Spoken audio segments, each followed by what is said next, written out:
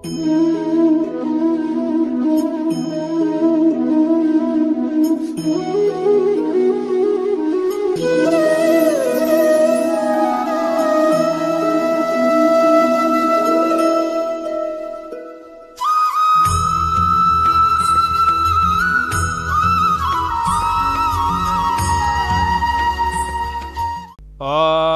శ్రీ మహాగణాధిపతయే నమః. ఓం శ్రీ గురుభ్యో నమః. ఓం సరస్వత్యే నమః. హరి ఓం. గణానాం త్వా గణపతిం వవామహే కవిం కవీనాం ఉపవస్త్రవస్తమం జ్యేష్ఠరాజం బ్రహ్మణాం బ్రహ్మణస్పద ఆనశృణ్వన్నోతిభిస్సేదసాధనం ప్రణో దేవీ సరస్వతి వాజైర్వాజినీపతి ధీనామమిత్రయవతో సర్వమంగళమాంగళ్యే శివే సర్వార్ధసాధకే శరణ్యే త్రయంబకే గౌరీ నారాయణి నమోస్తుతే. నమస్తే అస్తు భగవన్ విశ్వేశ్వరాయ మహాదేవాయ త్రయంబకాయ త్రిపురాంతకాయ త్రికాగ్నికాలాయ కాలాగ్నిరుద్రాయ నీలకంఠాయ మృత్యుంజయాయ సర్వేశ్వరాయ సదాశివాయ శ్రీమన్మహాదేవాయ నమో నమః. అరుణకిరణజాలైరంజితా సవకాశా విద్రుజపటికా పుస్తకా భీతిహస్త ఇతరకరవరాఢ్యా పులహకలహర సంస్థా నివసత హృతిబాలా నిత్యకళ్యాణశీల విద్యాక్షమాలాశకపాలముద్రాం రాజత్కరం కుందశమానకాంతిం ముక్తాఫలాలంకృతశోభితాంఘిం బాలాం స్మరే వాంగ్మయ సిద్ధిహేతో. బ్రహ్మవాక్కు కార్యక్రమానికి స్వాగతం, సుస్వాగతం.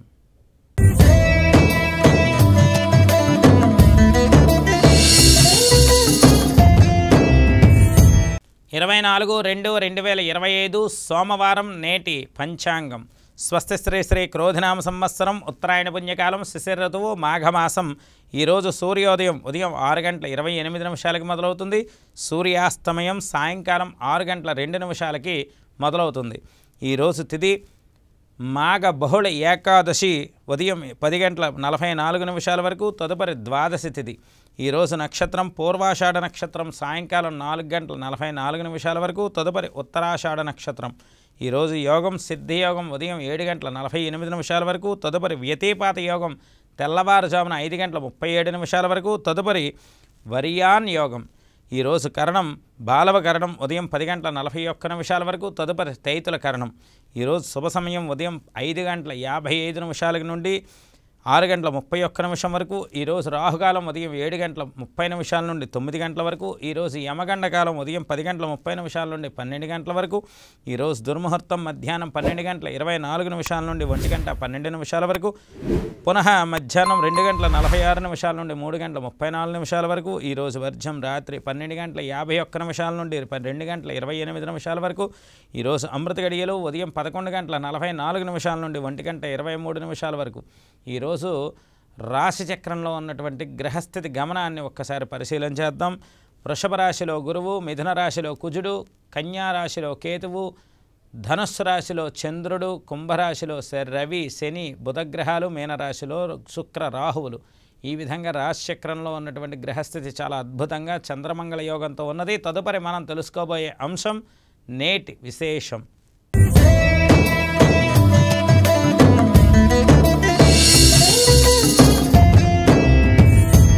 ఓం నమో భగవతే రుద్రాయ.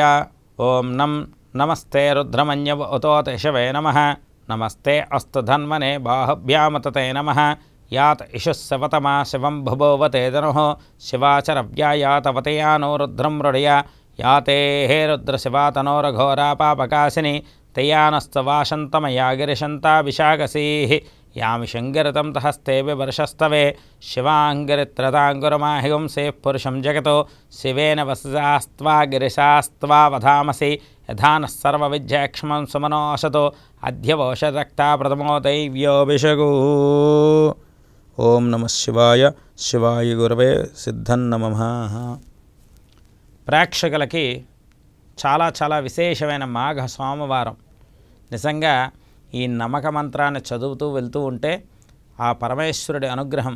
నమో హిరణ్యబాహవే సేనాన్యే దిశాంజపతయే నమో నమో. వృక్షేభ్యో హరికేశేభ్యో పశూనాంపతయే నమో నమో.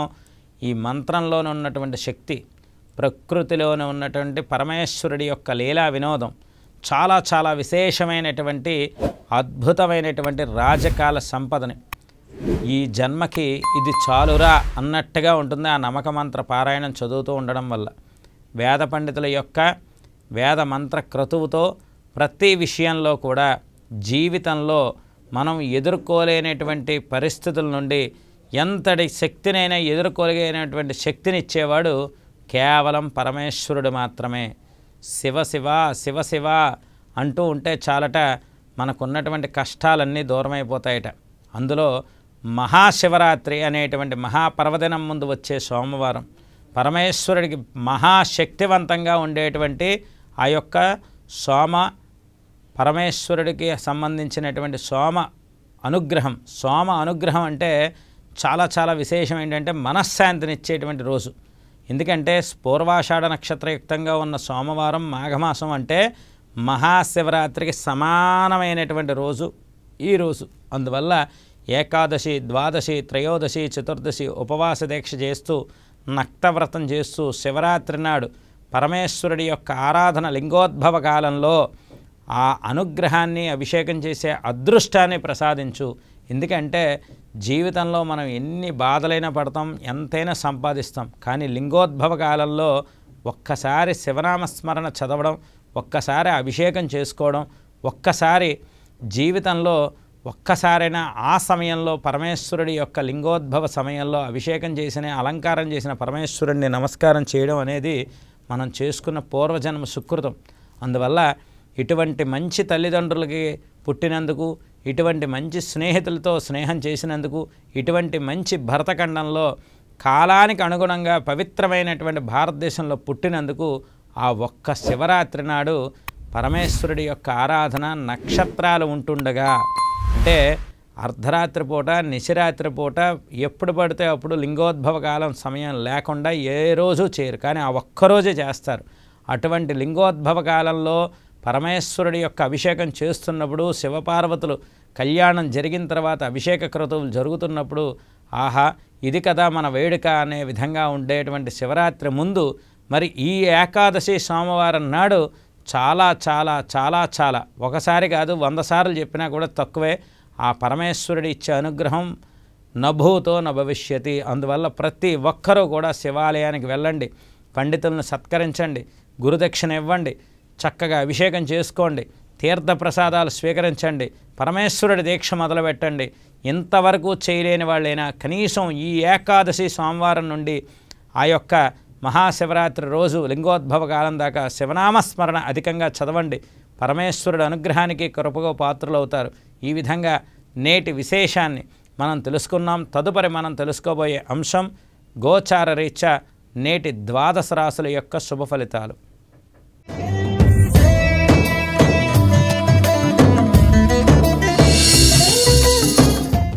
ముందుగా మేషరాశి.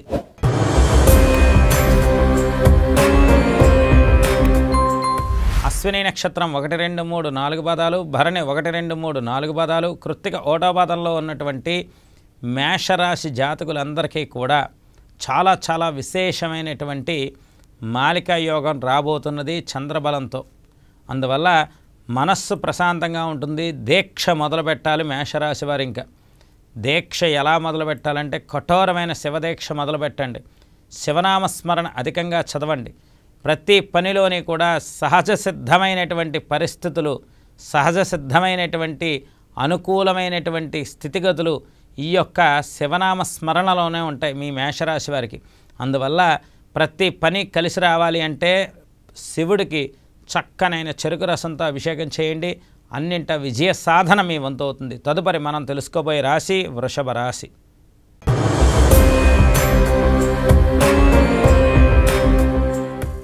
కృత్తికా నక్షత్రం 2, 3, 4 పాదాలు, రోహిణి 1, 2, 3, 4 పాదాలు, మృగశిర 1, 2 పాదాల్లో పుట్టిన ఈ యొక్క వృషభ రాశి జాతకులకి చాలా చాలా విశేషమైనటువంటి అద్భుతమైనటువంటి ఈ రోజుని మీరందరూ కూడా శివుడికి అభిషేకం చేసుకోండి, శివదీక్ష చేయండి, నక్తవ్రతం చేయండి, పరమేశ్వరుడికి సంబంధించిన స్తోత్ర పారాయణ చేయండి. వృషభ రాశి వారికి కలిసి వస్తుంది. అష్టమ చంద్రదోషం ఉన్నప్పుడు ఆవు పాలతో చేసిన అభిషేకం ఖచ్చితంగా వృషభ రాశి వారికి అన్ని రకాలైనటువంటి సిరి సంపదల్ని లభించేలా చేస్తుంది, అన్నింట యోగాన్ని ఇస్తుంది, అన్నింట విశేషమైన జ్ఞాన ప్రసాదాన్ని ఇస్తుంది. చేసే ప్రతి పనిలోని కార్యసిద్ధి ఉంటుంది. దీక్ష ఖచ్చితంగా ఈ యొక్క వృషభ రాశి వారు చేస్తే ఇంకా బాగుంటుంది. తదుపరి మనం తెలుసుకోబోయే రాశి మిథున రాశి.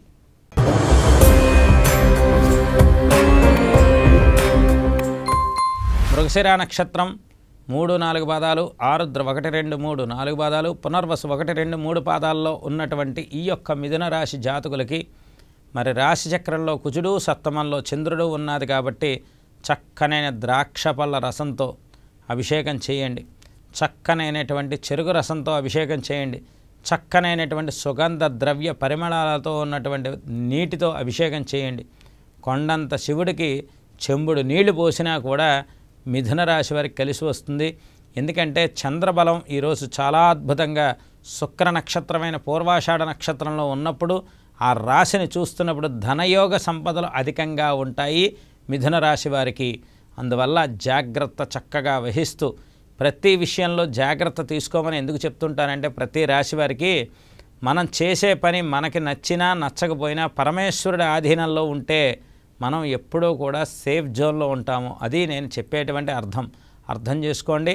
చక్కగా జాగ్రత్త వహిస్తూ ప్రతి విషయంలో కూడా పరమేశ్వరుడి యొక్క ఆరాధనతో మొదలుపెట్టండి మీ దినచర్య. నభూతో నభవిష్యత్తుగా కార్యసిద్ధి యోగం ఉంటుంది ఈరోజు. తదుపరి మనం తెలుసుకోబోయే రాశి కర్కాటక రాశి.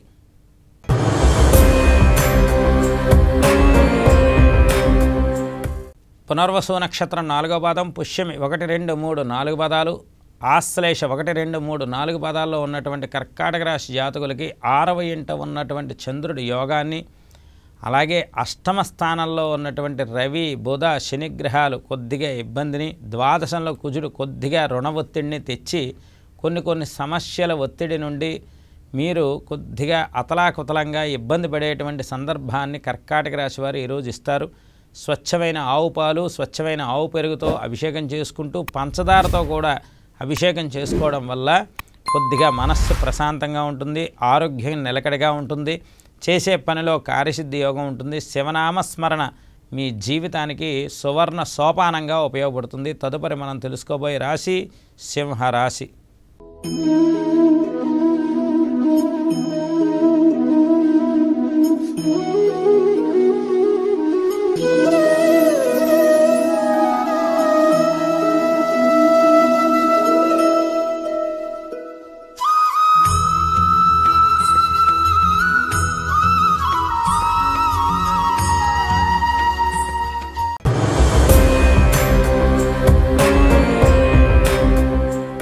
మఖా నక్షత్రం 1-2-3-4 పాదాలు, పుబ్బా నక్షత్రం 1-2-3-4 పాదాలు, ఉత్తరా నక్షత్రం 1వ పాదంలో ఉన్నటువంటి సింహరాశి జాతకులందరికీ కూడా పంచమస్థాన చంద్రుడు, ఏకాదశ కుజుడు కలిపి రాజయోగాన్ని ఇవ్వబోతున్నారు ఈ సింహరాశి వారికి. ఈరోజు అన్ని రకాలుగా కూడా మనస్సు ప్రశాంతంగా ఉంటుంది, ఆరోగ్యం బాగుంటుంది, ఐశ్వర్యవంతులయ్యేటువంటి యోగం. సువర్ణ క్రయ విక్రయాదుల్లో ఈ ఏకాదశి నాడు అనుకోకుండా సువర్ణ లిఖితంగా ఉండేటువంటి రోజు. ఆరోగ్యవంతమైన జీవితం కూడా ఉంటుంది. ఆవు పెరుగుతో శివుడికి అభిషేకం చేయడం వల్ల ఖచ్చితమైనటువంటి శుభయోగాలు లభిస్తాయి. ముఖ్యంగా ధన విషయంలో ఈ సింహరాశి వారు కొద్దిగా అప్రమత్తంగా ఉండండి. అన్నింట నిలకడగా ఉండేటువంటి రాజకళా యోగం, అన్నింట శుభయోగాలు లభిస్తాయి. చేసే ప్రతి పనిలోని కూడా శుభపరంపర అవాప్తవుతుంది. చేసుకునే విధానంలో జాగ్రత్త వహిస్తూ శివనామస్మరణ అధికంగా చేయడం శుభయోగానికి కారకత్వంగా ఉంటుంది. తదుపరి మనం తెలుసుకోబోయే రాశి కన్యా రాశి.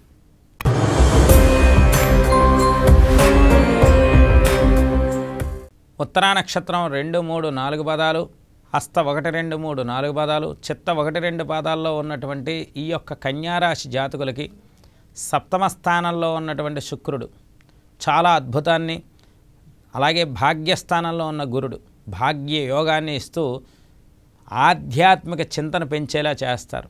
ఎందుకంటే అర్ధాష్టమ చంద్రుడు కొన్ని ఇబ్బందులు కలగజేస్తారు. అందువల్ల కొద్దిగా భగవంతుడి సన్నిధానంలోకి వెళ్తే ప్రశాంతంగా ఉంటుందేమో అనేటువంటి మంచి యోగాన్ని ఏర్పాటు చేస్తారు. అందువల్ల ప్రతి ఒక్క కన్యారాశి వారు శివనామస్మరణ చేసుకుంటూ స్వచ్ఛమైన తేనెతో కనుక అభిషేకం చేసుకుని ఉలవల్ని బ్రాహ్మణ పండితులకి దక్షిణతో సహా దానం ఇవ్వడం వల్ల ఈరోజు కొంచెం మనస్సు ప్రశాంతంగా ఉంటుంది, ఆరోగ్యంగా ఉంటుంది. తదుపరి మనం తెలుసుకోబోయే రాశి తులారాశి.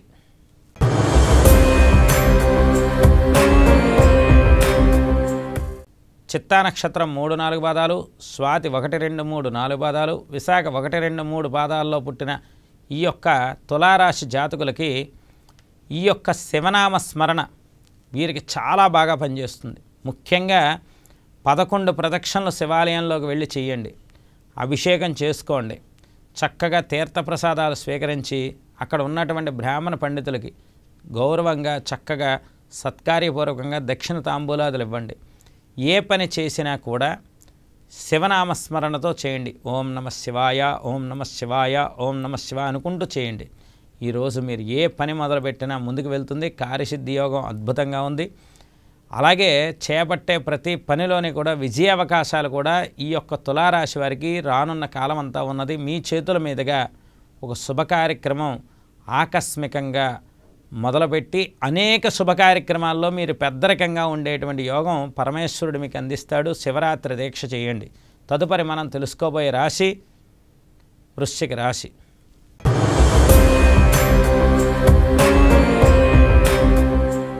విశాఖ నక్షత్రం 4వ పాదం, అనురాధ 1, 2, 3, 4 పాదాలు, జ్యేష్ఠ 1, 2, 3, 4 పాదాల్లో ఉన్నటువంటి ఈ యొక్క వృశ్చిక రాశి జాతకులందరికీ కూడా సాధారణం కన్నా కొన్ని పరిస్థితులన్నీ కూడా మీరు జాగ్రత్త వహిస్తూ ప్రతి పనిలోని ఆలోచనాత్మకంగా మీరు పనిచేస్తూ వెళ్ళాలి. ఇక నుండి ఇంతవరకు మీ జీవితం ఒకటి. ఈ యొక్క మాఘ బహుళ ఏకాదశి సోమవారం పూర్వాషాఢ నక్షత్ర సంహిత కాలంగా ఉన్నటువంటి జీవితం ఈ రోజు నుండి మార్పు చెందుతుంది. మీరు ఇంతవరకు ఉన్నటువంటి జీవితాన్ని గతం అంటూ విడిచిపెట్టి కొత్త జీవితంలోకి అడుగు పెట్టేటువంటి స్థితిని కల్పించుకునే విధంగా మీకు మీరుగా తయారవ్వాలి. కారణం ఏమిటి అంటే మీకు ఉన్నటువంటి గ్రహస్థితి ప్రస్తుతం ఇబ్బందికరంగా ఉన్నటువంటి పరిస్థితి ఏర్పడుతోంది. కేవలం సప్తమ స్థానంలో గురుడు అంటే మిమ్మల్ని అర్థం చేసుకునే మీ జీవిత భాగస్వామి తప్ప మీ బంధుగణం అందరూ కూడా మిమ్మల్ని వ్యతిరేకంగా చూసేటువంటి పరిస్థితి. ఈ సమయంలో ఇలాంటి పరిస్థితి ఏమిటి, ఈ సమయంలో ఈ పని ఎందుకు చేస్తున్నావు, ఇప్పుడు కాకపోతే తర్వాత చూడొచ్చు కదా, ఆలోచించవచ్చు కదా అనేటువంటి మీ కార్యసిద్ధి యోగాన్ని ఆపుదల చేసేటువంటి మీ యొక్క స్నేహగణం బంధుగణం వృశ్చిక రాశి వారికి ఎక్కువగా ఉంటుంది. కానీ మీ జీవిత భాగస్వామి మీ వెనక్కాతలే ఉంటారు. అందువల్ల ప్రతి విషయాన్ని కూడా సప్తమ గురుడు అలాగే ద్వితీయ చంద్రుడు అంటే జీవిత భాగస్వామి అర్థం చేసుకునే విధంగా ఉంటారు. మిగిలిన బంధుగణం అంతా కూడా కొంచెం మిమ్మల్ని ఇబ్బంది పెట్టే విధంగా ఉంటారు. ఇందుకోసమే జాగ్రత్త వహించండి. ఎందుకంటే అర్ధాష్టమ శని, అర్ధాష్టమ రవి, అర్ధాష్టమ బుధుడు, అష్టమ కుజుడు, పంచమ రాహువు ఈ విధమైనటువంటి గ్రహస్థితి ఉన్నప్పుడు కొంచెం ఇబ్బందికరమైన పరిస్థితి ఉంటుంది. కావున ముఖ్యంగా ఈ యొక్క వృశ్చిక రాశి వారు శివారాధన చక్కగా ప్రాతకాలం నుండి సాయంకాలం వరకు సోమవార దీక్ష చేయండి. దానివల్ల శుభం జరుగుతుంది. తదుపరి మనం తెలుసుకోబోయే రాశి ధనుస్సు రాశి.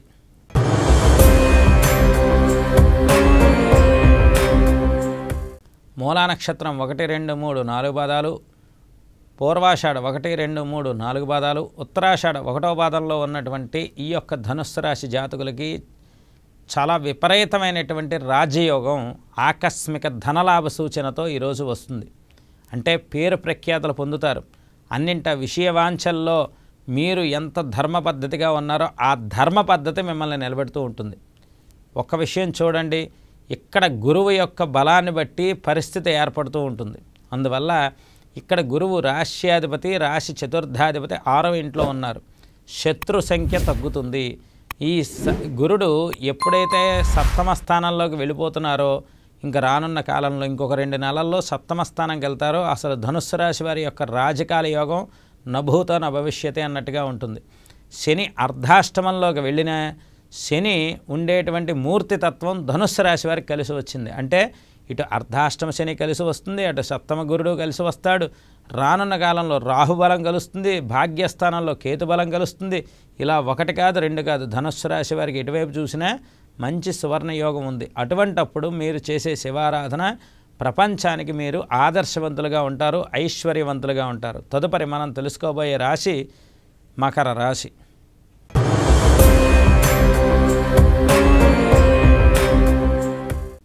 ఉత్తరాషాఢ నక్షత్రం 2, 3, 4 పాదాలు, శ్రవణం 1, 2, 3, 4 పాదాలు, ధనిష్ట 1, 2 పాదాల్లో పుట్టిన మకర రాశి వారికి ద్వాదశ స్థాన చంద్ర దోషం ఉన్నది కావున ఖర్చులు పెరగకుండా స్వచ్ఛమైన ఆవు పాలతో అభిషేకం చేసుకోండి. గోచారంలో 12వ ఇంట చంద్రుడు ఉంటే ఖర్చులు విపరీతంగా ఉంటాయి, మైండ్ డల్గా ఉంటుంది. కొన్ని పనులు చేద్దామంటే చేద్దాంలే తర్వాత చేద్దామనేటువంటి చిన్న ఒక రకమైనటువంటి బద్ధకంతో కూడినటువంటి పరిస్థితి ఏర్పడుతుంది. అందువల్ల కానీ ఉద్యోగం చేయక తప్పదు, వ్యాపారం చేయక తప్పదు, అలాగే పని చేయక తప్పదు అనేటువంటి పరిస్థితి ఉన్నది కావున మకర రాశి వారు ఏం చేయాలంటే చకచక, అసలు మకర రాశి వారికి ఉన్న యాక్టివ్నెస్ ఏ రాశి వారికి ఉండదు, చాలా యాక్టివ్గా ఉంటారు వాళ్ళు. అటువంటి వారికి ప్రస్తుతం చంద్రుడు ద్వాదశంలో ఉన్నాడు కావున మీరు చక్కగా ఆవు పాలతో అభిషేకం చేసేసుకుని పంచదారని అక్కడ ఉన్న పండితులకు 1 కేజీ పావు పంచదారని దక్షిణతో సహా దానం ఇచ్చేయండి. దానివల్ల శుభవార్త వింటారు. గ్రహస్థితి బాగున్నది కాబట్టి ప్రమోషన్ వచ్చే అవకాశం ఉంటుంది. ఉద్యోగంలో అన్ని రకాలుగా మీ మాట పలుకుబడిగా ఉండేటువంటి యోగం కూడా అద్భుతంగా ఉంటుంది. తదుపరి మనం తెలుసుకోబోయే రాశి కుంభరాశి.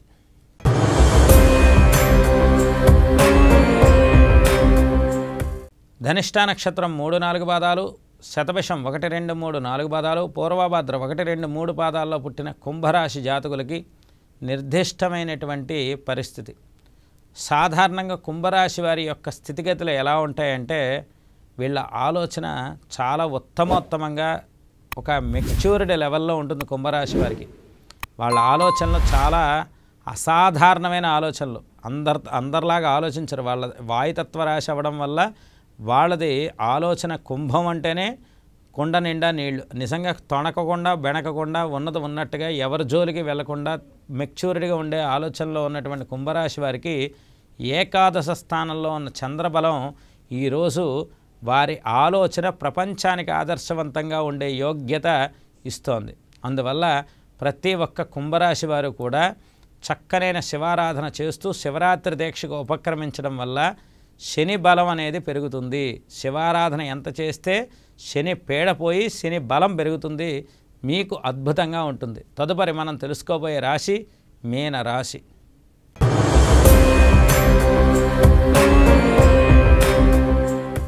పూర్వభాద్ర నక్షత్రం 4వ పాదం, ఉత్తరాభాద్ర 1, 2, 3, 4 పాదాలు, రేవతి 1, 2, 3, 4 పాదాల్లో పుట్టిన మీనరాశి జాతకులందరికీ కూడా నిర్దిష్టమైన పరీక్షాకాలం, చాలా విశేషమైన పరీక్షాకాలం. పనంతా మీరే చేస్తారు, గుర్తింపు ఇంకొకరికి వెళ్తుంది, ఒత్తిడి అంతా మీ మీదే ఉంటుంది, మాట మీరే పడతారు, కానీ పొగడితే ఇంకోళ్ళ మీద వెళ్తుంది. అందువల్ల కొద్దిగా ఇబ్బందికరమైన కాలం అయితే మీనరాశి వారికి ఉన్నది.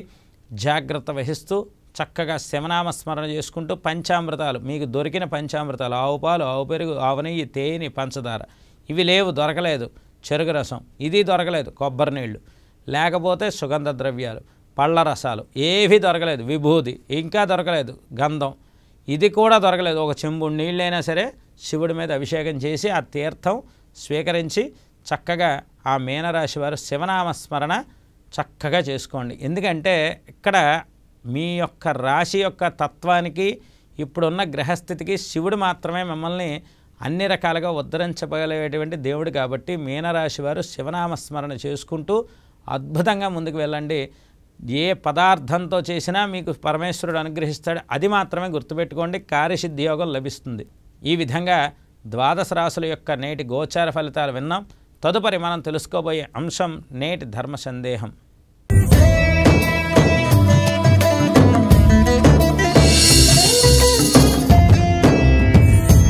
ఓం కాళకాలాయ విద్మహే కాళాతీతాయ ధీమహి తన్నో కాళపురుష ప్రచోదయాతు. కాళభైరవదేవతాయే నమో నమః. ముఖ్యంగా ఈరోజు ప్రచండుడైనటువంటి కాళభైరవుడి యొక్క ఆరాధన చేస్తే ఈ సోమవారం ఏకాదశి పూర్వాషాఢ నక్షత్రంలో మరి కాళభైరవుడి యొక్క ఆరాధన ఈ సోమవారం ఏకాదశి నాడు చేయడం వల్ల కాలం కలిసి వచ్చి కాలపురుషుడైనటువంటి పరమేశ్వరుడు చాలా చాలా విశేషమైనటువంటి శుభయోగాలను ఇస్తాడు. కాలభైరవుడి యొక్క ఆరాధన చేస్తూ ఉండడం వల్ల భయం పోతుంది, పరమేశ్వరుడి యొక్క అనుగ్రహం అధికంగా లభిస్తుంది. శివరాత్రి ఉత్సవాల్లో ఉన్నటువంటి దోషాలు ఏవైనా ఉంటే పోతాయి.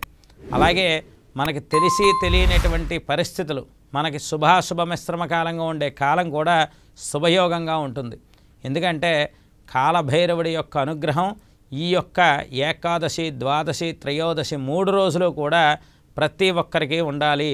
ఎందుకంటే గుమ్మం నుండి, మన ఇంటి గుమ్మం నుండి శివాలయానికి వెళ్ళి శివ సందర్శనం జరిగి, శివుడికి అభిషేకం జరిగి, ప్రదక్షిణ జరిగి మళ్ళీ క్షేమంగా ఇంటికి రావాలంటే ఈ యొక్క శివరాత్రి వేడుకల్లో కాలభైరవుడి యొక్క అనుగ్రహం ఉండాలి. అందుకే కాలభైరవుడి యొక్క ఆరాధన ఈ రోజు నుండి ప్రతి ఒక్కరూ మొదలుపెట్టాలి. మొదలుపెట్టడం వల్ల శివరాత్రి వేడుకలు అత్యంత వైభవంగా, మీ జీవితంలో మీరు చూడలేనంత వైభవంగా మీకు లభిస్తుంది, శివానుగ్రహం లభిస్తుంది. ముఖ్యంగా తల్లి పార్వతమ్మ తల్లి, చక్కనైనటువంటి తల్లి అనుగ్రహం, ఆ యొక్క అమ్మవారి అనుగ్రహం మనకి చల్లని చూపు లభిస్తుంది. అలాగే విఘ్నేశ్వరుడు, సుబ్రహ్మణ్యేశ్వరుడి యొక్క అనుగ్రహం లభిస్తుంది. శివ కుటుంబం యొక్క దృష్టి మన కుటుంబం మీద ఉంటుంది. అందువల్ల ప్రతి ఊరికి కూడా మార్గం అనేది ఉంటుంది. అంటే ఈ ఊరు నుండి ఈ ఊరు వెళ్ళడానికి ఈ రోడ్డు ఎలా అయితే ఉంటుందో అలాగే ఆ యొక్క కాలభైరవుడి ఆరాధన మిమ్మల్ని శివాలయానికి తీసుకువెళ్ళే శక్తిని ఇచ్చేటువంటి ఆ స్వామి ఆరాధన చేయడం వల్ల మీకు శుభం జరుగుతుంది. ఈ విధంగా ప్రతి ఒక్క భక్తుడు కూడా, ప్రతి ఒక్క ఆ రాశివారు, ప్రతి ఒక్క నక్షత్రం వారు కాలభైరవుడి ఆరాధన ఈరోజు ఒక్కసారైనా ఒక అష్టోత్తరాన్ని కానీ ఒక సహస్రనామాన్ని కానీ చదువుకోండి. ఈ విధంగా నేటి ధర్మ సందేహాన్ని నివృత్తి చేశాం.